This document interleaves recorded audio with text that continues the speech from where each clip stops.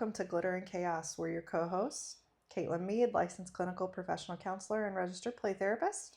And Kaylee Patton-Dieters, licensed clinical marriage and family therapist. Welcome to today's podcast. We're going to be addressing uncertainty and change and how do you deal with it? Because that seems to be the one constant in life. The only thing constant in life is change and taxes. Change and taxes. Yeah, I suppose that's true. I've always found irony in that statement, and I'm pretty sure that's why it's said, is the irony of the only thing constant is change. Yeah. Because change is not constant, but no, like in a physical sense. This is true. So the irony has always struck me kind of in a humorous way. Yes. With that. But it is the one thing you can always count on is that things are going to change, whether that be you, the environment, things that are going around you. There is going to be change. And that is the one thing that humans abhor. Humans hate change. Especially those of us that like to be in control. Yeah. There's that. But humans in general just don't like change. You get set in one thing, you get set in one way, and you don't want to change. You don't want to do anything different. And it always seems to happen like when you get used to how things are going, something changes. And good example, when we worked in community mental health, like that was a constant trying to keep up with all of the changes. Yes, and we just get used to things going one way and then it would change again. And and that's in any job. I feel like that's in any situation that you're in. Or any phase of life that you're in. Yeah. And Kaylee's right. Like, you abhor it. Like, and then it gets me on a whole other tangent. And then we wonder why kids wig out when change happens. Yeah.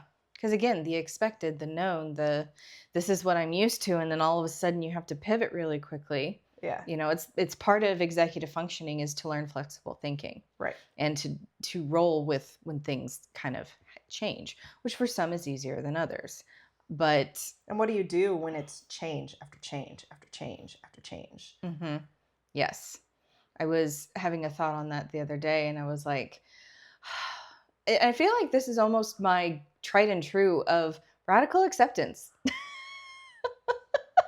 I feel like that's just something that I navigate to. And I know that I didn't always used to be that way. I think this is as I have gotten older kind of thing. And it probably within the last 7-ish years, maybe a little bit longer, has that really been my kind of go-to. Because it's accepting the powerlessness sometimes in that situation of the only thing I do have control over, like we've talked about in previous, podcasts, is what I can do and what sometimes I can say. I have control over my body for the most part and what I can do with it. And so it's just accepting that this is what it is, and you form a battle plan afterwards. I think sometimes, and maybe that's what I'm doing. I think sometimes that to some people that comes across as like apathetic. I can see that. And to me, in my mind, sometimes I have reached a point where it's apathy, where I'm just like, whatever, like what do I care? And I don't know that it's complete apathy, but it is that radical acceptance of, if I can't change it, if I can't control it, I'm not going to put energy into it. I'm going to put energy into what I can control, which is myself. It is being a good mom, being a good wife, being a good friend, being, all of those things, being a good therapist, whatever, what have you.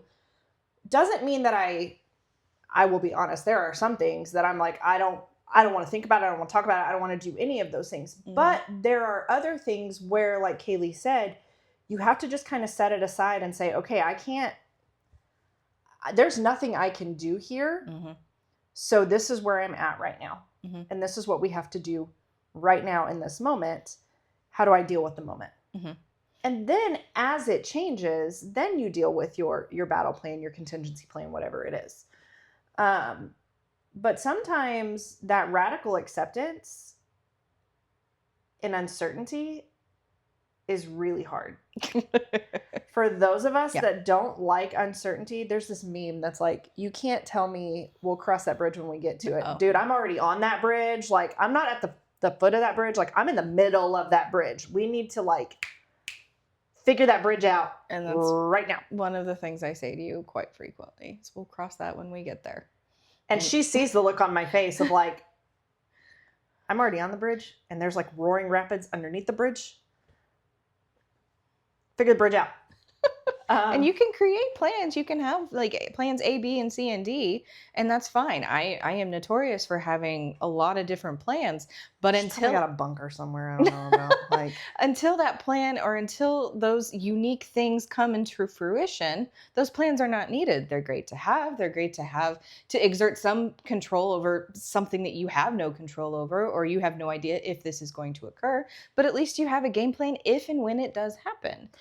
Yeah, and I would say I've probably gotten better about that. Yeah. But I also think that when there's uncertainty, there's a lot of us that fall into two categories, which is what can I do to prevent the uncertainty? Mm-hmm.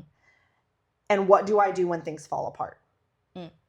So you have the one that's like, I'm going to do everything in my power to prevent it from happening, which lesson personal experience. You can't do much to prevent some things from happening because it's called life. Mm-hmm.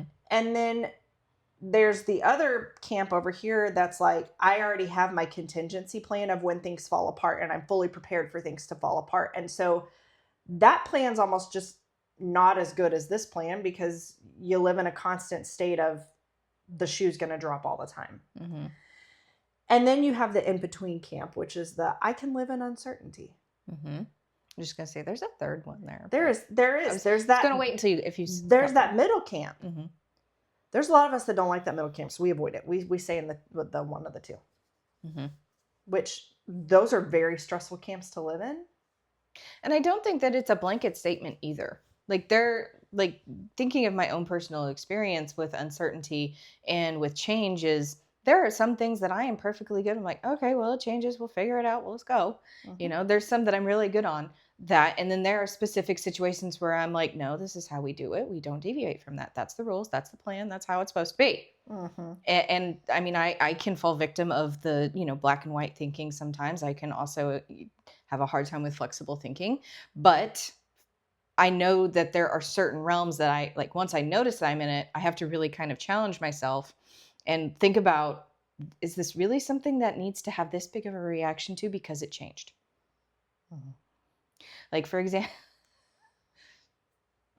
this is going to be a funny and silly example, but when they change things at like Walmart or the grocery store. You been to the Walmart in Marysville lately? I mean, it's, there are tons of reasons in research as to why they switch things up. There are reasons in studies and all of that. Didn't know that was part of it. Mm-hmm. Looks like the inside of an academy now. Okay. So I understand why that there's market research behind it. But at the same time, it's like, okay, they changed the store. Yes, it's an inconvenience to me. Yes, I don't know where my certain things are, but I can find them again. But in the moment, it's that like immediate like annoyance. Annoyance. Yeah, annoyance. And yeah. Mm-hmm. It's it's just tiny bit of chaos. It's a little bit of chaos that is not a huge thing. It is not a huge thing. But nonetheless, it does just kind of like make you kind of, stop for a second and not enjoy it. But then you get used to it and then it becomes normal again. Yeah. So how do you deal with it? How do you sit in what I consider, so we call it the uncertainty, but I often say, how do we sit in the uncomfortable? Not always well, because it's not a fun place to be in. There's a lot of, dare I say, how do you sit in the uncertainty? Well, you're very uncertain. That was top of the line right there. So helpful. Yeah. There's different emotions that you're experiencing. There's different avenues that you can take. There's different ways that you can pivot. It's almost like a decision paralysis has descended upon you and you're not entirely sure what you need to do, where you need to be going, or anything like that. And so when you sit in that uncertainty, it's supposed to feel uncomfortable. Eventually, hopefully, maybe when you sit in the uncertainty, it will feel less dreadful or less overwhelming for some people the more you practice it. It's kind of like meditation, well, appropriate meditation, not just the clearing your mind and having a blank slate. That's not meditation. But it's like with any skill. The more you practice it, the more you feel a little bit more comfortable with it. I mean, I'm not going to lie. If I tried to continually train a 100-yard sprint or like whatever, 100-meter sprint, there we go. It's still going to be uncomfortable each and every time I'm doing it. But as I keep practicing, I'm going to feel a little bit more comfortable. I'm not going to win any Olympics here. I'm not winning any medals. I am not a runner. I am not a runner. Next round of Olympics, you will not see Kaylee in there. No, you will not. But again, it's just giving that example of that would be very uncomfortable for me. Uh-huh. But if I were to continue to practice, like I said, I'm not going to win any Olympics. I'm probably not even going to get a participation ribbon. But I at least did it because I'm practicing. You could get a participation ribbon because you participated. I mean, I suppose, but I think, you bring this up, and I brought this up with a client, and it's something I often have to tell myself when sitting in the uncertainty is your threshold will increase. That does not mean that you look forward to sitting in the uncomfortable. Like, I don't, unless you're a masochist, I don't know, like, who enjoys it. I'll leave that one alone. Yeah, she will leave that alone. But unless you're somebody that enjoys being uncomfortable, I don't know a lot of people that want to sit in that. I will tell you that it does take practice. Your threshold starting out might be, I can sit here for 30 seconds and then peace out, I'm done.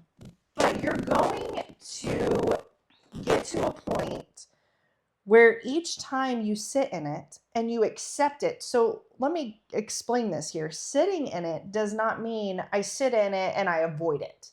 It's a good clarification. That's not sitting in the uncertainty, sitting in the uncomfortable does not mean, okay, I'm going to sit in and I'm going to do something else to distract myself. No, sitting in it and sitting in the uncomfortable is acknowledging that what you're sitting in is uncomfortable, acknowledging the feeling that you're experiencing and not running from it. Because if you run from it and you avoid it, it's like stuffing that suitcase so full that eventually the zipper's going to bust. And it's not... It's a better example than what I usually give. I like that. It's not going to do anything. And so you have to acknowledge that you're sitting in something gross. You're sitting in something that doesn't feel good.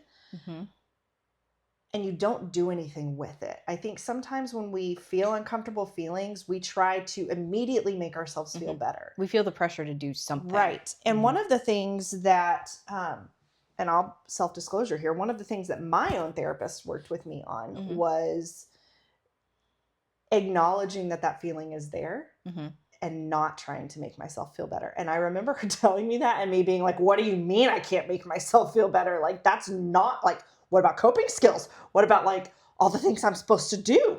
And she's just like, nope, you have to like accept it. And I remember looking at her and being like, I don't like this. Like, this is not, I do not want to participate in this game. I did not sign up for this. Like, this is not, I teach coping skills. Why am I not using them? And she was very much just like, you have to acknowledge the feeling and sit. But not sit to the point where you are panicking and like you have to start learning your level of threshold. We've talked about that window of tolerance. That window of tolerance. I again all in the same view it kind as of like vein. A little ping pong ball that's ping ponging around. All I can think of is Pong from Atari now. So when your threshold is getting to the point where you start feeling yourself not being able to stay regulated, then it is time to get out of that. That's when you form your exit strategy. Right. You have your parachute. Right. But each time, if you can, increase that amount of time that you can sit in that uncertainty and just acknowledge it. Why do I feel uncertain? Why do I feel uncomfortable? Well, I feel uncomfortable because I'm not in control. Why is this change affecting me so? Right. And don't try to justify it. Like, that's the thing too. Like, you don't want to justify it or talk yourself out of it.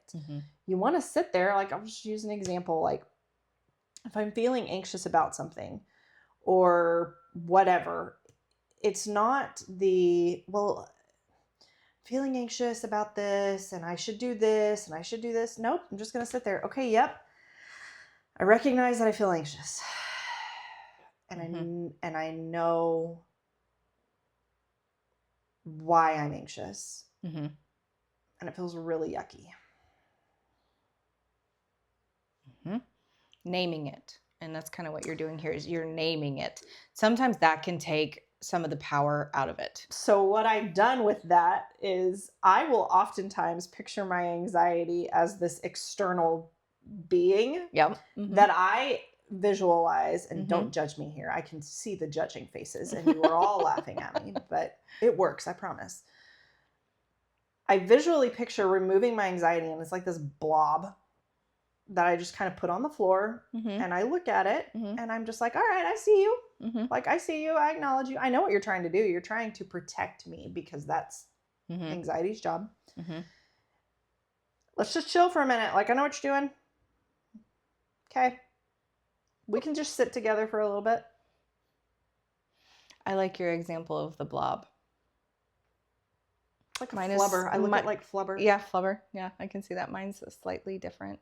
I just imagine like a raccoon because I think raccoons are cute. Or feral.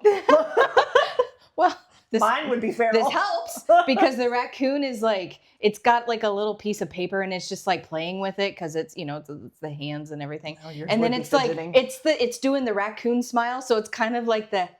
Would it be chirping, doing the... Yeah. And that kind of reminds me of the anxiety because to me, sometimes that's just very chaotic.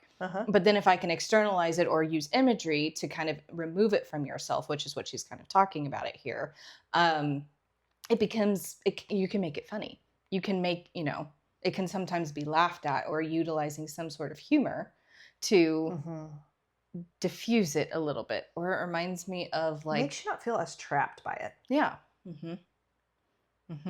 Like, it has its own identity. It's not taking over your body. Yes. Yes. But now I want mine to be like a feral raccoon. But then mine would like tear up a room. So probably not. Hers would be cute. I don't know. I think they're just funny, cute little guys. They're cute little guys. Little trash pandas. Or it could be like a little penguin. It's just like nipping at you. Waiting for it. Just nipping at you. Because that's how they learn their environment. Oh, you've had one nip at you before. Yes, I have. It was a great time. She went swimming with penguins. It was a great time. I absolutely loved it. Yeah. But I think like that kind of brings us back to, that's a way to kind of depersonalize that word. Yes. I was like, it's not personalization. It's like depersonalize the uncomfortableness. And it makes it, I want to say, a little more tolerable because then you don't feel like something else is taking over your body. I know from experience that when I sit in uncomfortable, and if I don't make that distinction between the two, like between that feeling and myself, I often feel like that feeling is taking over me and my brain and my capabilities to eventually calm. Because when I separate it, I then get to decide when I'm done sitting in the uncertain. And and you know what? Props to those of you that can do it without having to separate it. But the visual for me, and often for our clients, we talk a lot about like voicing it out loud and acknowledging it out loud. I see you. I know what you're doing. Makes it, gives you power. Like, it's empowering. I like, absolutely. That's the thing for me is like, you have, yes, you sit in uncertainty, but we want you to understand that you're still empowered. You still have control. Like, that's the whole point of this is even if there's uncertain times, uncertain feelings, you still have power. And so to me, that's what the depersonalization does, is it gives you back that control of how long you sit in it. how much power you give it. I don't know why I'm running with the raccoons, but it also brought up another because ADHD brain. That's just the rabbit hole has started. But I was just thinking, like, what about if you have to make a decision? Like, it's a big decision. Some people don't like make life-changing or big decisions or even just small decisions. Some people struggle with that for, whatever different reason. And I was thinking about, well, what about if the raccoon is like trying to break into your house? Is this like a you now problem or a later you problem? And I mean, I guess it depends on how motivated the raccoon is and where it's trying to, get the point of entry. But it's like when you're trying to make you'd have no idea where I'm going. Nope. I'm going to sit in the uncertainty here. But it's when you have to make a big decision, it's to me, and what I kind of talk about with some of my clients is, do you have to make this decision right now?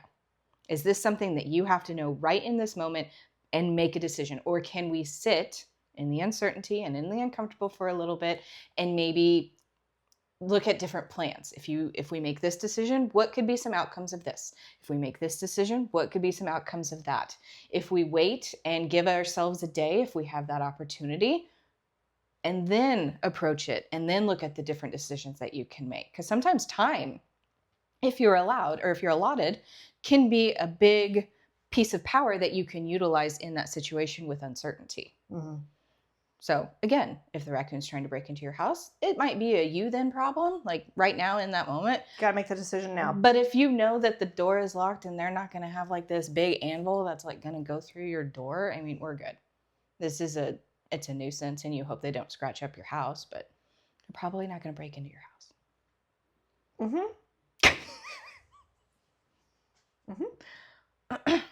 I like that analogy. But now when I see a raccoon, I'm going to picture an anvil.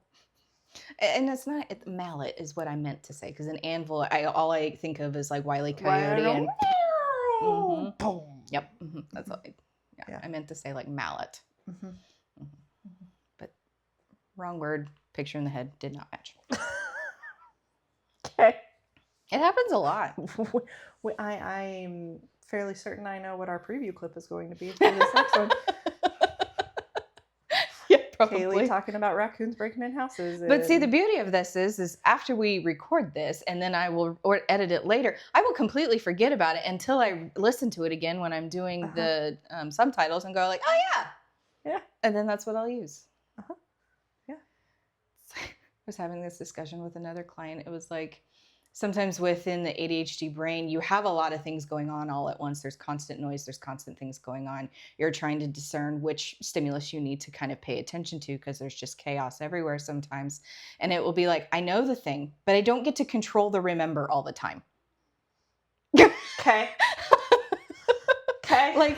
Like for example, I know when I was giving the motion of the mallet, I knew what I wanted to say, but anvil came out and I'm like, that's not the right word, but I can't think of the other word right now. And it took me a few seconds and I finally remembered the word mallet. I don't always get to control the remember, but sometimes there can be like cue words and I'd be like, oh yeah, I did know that. I don't know. You've said something. Hey, do you remember this? And I'd be like, no, I have no clue what you're talking about. And you'd be like, no, this, and this. And I'd be like, oh yeah, I do remember that. I don't always get to control the remember. Okay. I mean, I get that. Like, I have the conversations with my son, who also has ADHD, and I'll say, do you remember mommy talking to you about this? No. And then I'll say little tidbits. Oh, yeah, I remember that. It's context clues. Yes. And I am forever saying, I'm going to need a little bit more context. Well, and you remember the weirdest things. I can remember very niche, very minute things. And it is very, that's just kind of part of it. That's just part of how my brain is wired. But we love how your brain is wired. It keeps things interesting. It does. And so, again, back to the uncertainty and the sitting in it. We don't ever want people to feel like, or we don't want, I shouldn't even say we don't want. I should say it's not going to feel good. Like, I don't put that expectation on yourself that you're going to be like, okay, yeah, I'm going to get to a point where I'm totally going to be okay with feeling uncertain. No. Getting 100% is probably not realistic in this situation. Ever. I'm just going to be real with you. It depends. And honestly, too, just because your threshold rises doesn't mean that something big isn't going to come down the pike later and your threshold goes back down. Yes. Because you can sit in uncertain and uncomfortableness on so many things. But then you could have a big trauma or you could have a big life-changing event occur. And that can change the threshold for that thing. Dependent on what's going on, your ability, your threshold for uncomfortableness will change. It doesn't mean that you failed. It doesn't mean that you regressed. It doesn't mean any of those things. What it means is you're dealing with the card that you've been dealt at the time. Small things. And sometimes the cards that you're dealt aren't always great choices to choose from. You may not have one choice. All choices may suck. Yeah. And you're just having to deal with, choose or whatever, the one that may suck the least, but it still sucks. So I feel like those are often the worst situations. It's like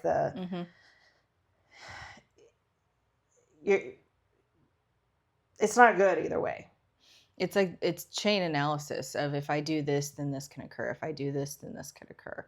Or these are the outcomes. These are the consequences of this card being dealt. And consequences aren't necessarily a bad thing. They are just something that occurs after a decision has been made or a behavior has been done. It's whatever the lesser of the two evils is. Sometimes, but it's not always that. Sometimes it's just these are the unfortunate choices that you have to choose from, and you have to choose one, and sometimes indecision or not deciding is the choice. Yeah. That is, it's kind of, I don't want to say it's like a misnomer, but it's another ironic statement of no choice is a choice. I mean, absolutely. And I think the other thing too is the uncomfortableness also comes from the unknown. There's a lot of things in life we don't, despite the choices that you make with all the information that you have, you're still not going to know the outcome. We see that when there are medical things, when there are financial decisions, like life changes, like all of that. You can do all the right things. You can be as prepared as you can, and you're still not going to know the outcome because it's going to be whatever it's going to be. And so it's looking into the face of uncertainty. And for those of us that thrive on control, that's rough. But it's that radical acceptance, and I freaking hate that phase. You hate that word. I hate that. I preach that. I teach that in my therapy sessions. And as I'm teaching that to other people, I am teaching that to myself. And it is something that gets better over time. I will tell you that. But it is not something that I think anybody ever fully masters. You have to practice it. Some days you might be really good at it, and other days you might completely suck at it. But and both are okay. Because what we're looking for is progress, not perfection. We're not looking for that 100%. That is not always attainable, nor is it always realistic. And I think that sometimes we get stuck in I have to do it to the nth degree. I have to do it perfectly. I have to be able to get to that 100% because then this goes away. And if I didn't, then I failed. Yes. And that's not how that works. They are moments in time. They are not, and it's not linear. So it's not, if I do this, then I get to ascend to the next level. Then if I do this, then if I beat this level, then I get to move to the next one. And it just doesn't work like that, because the levels that you're moving to are different and varied and changed. And what sort of moves might have worked for that level will not work for this next one. And so linear thinking in that is not helpful.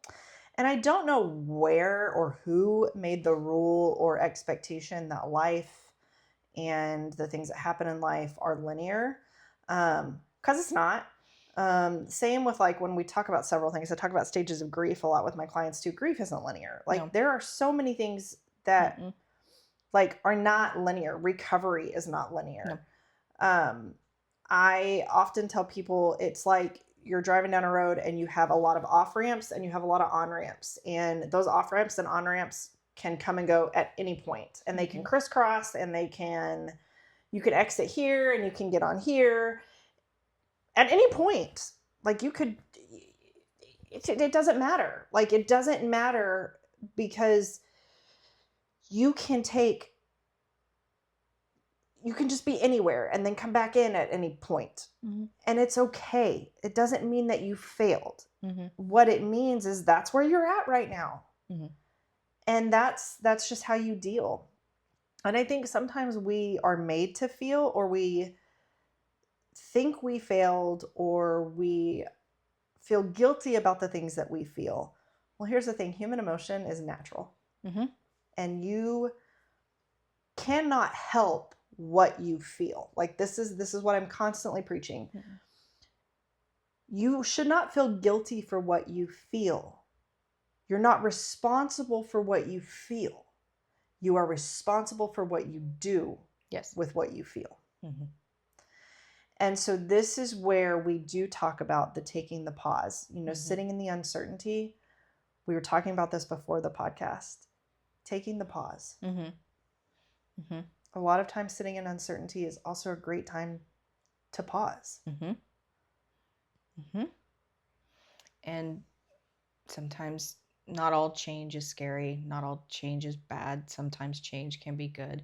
Sometimes change can come at the right moment that you didn't expect it to, but sometimes you just have to allow it to occur. But I don't know. I have a complicated relationship with change, and I love it in many different ways. That's just how my brain works. But sometimes change is also inconvenient.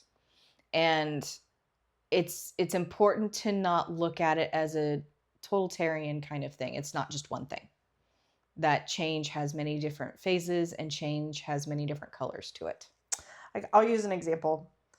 When I was switching jobs from community mental health, where Kaylee and I both worked together, Kaylee brought me, helped set me up, we worked together to collaborate and all of those things. And oftentimes Kaylee will introduce things and I will come kicking and screaming.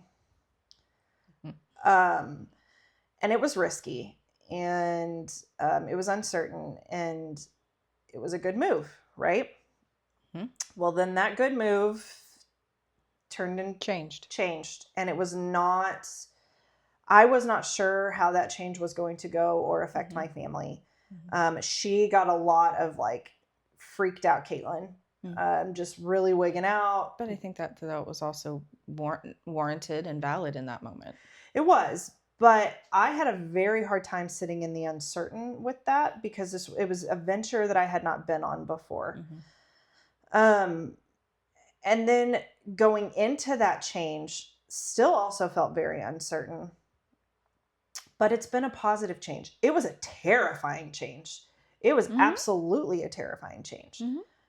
And I had to sit in the uncomfortable. And I had to do things that were uncomfortable, that were out of my realm. But it was a positive change. And so like Kaylee said, not all the uncomfortable that you sit in is bad. No. It can lead to very good things. So when we're talking today, we're not just talking about bad change. We're talking about some good things that are coming, and it's just the pause and it's the waiting for it. And what do you do in that time?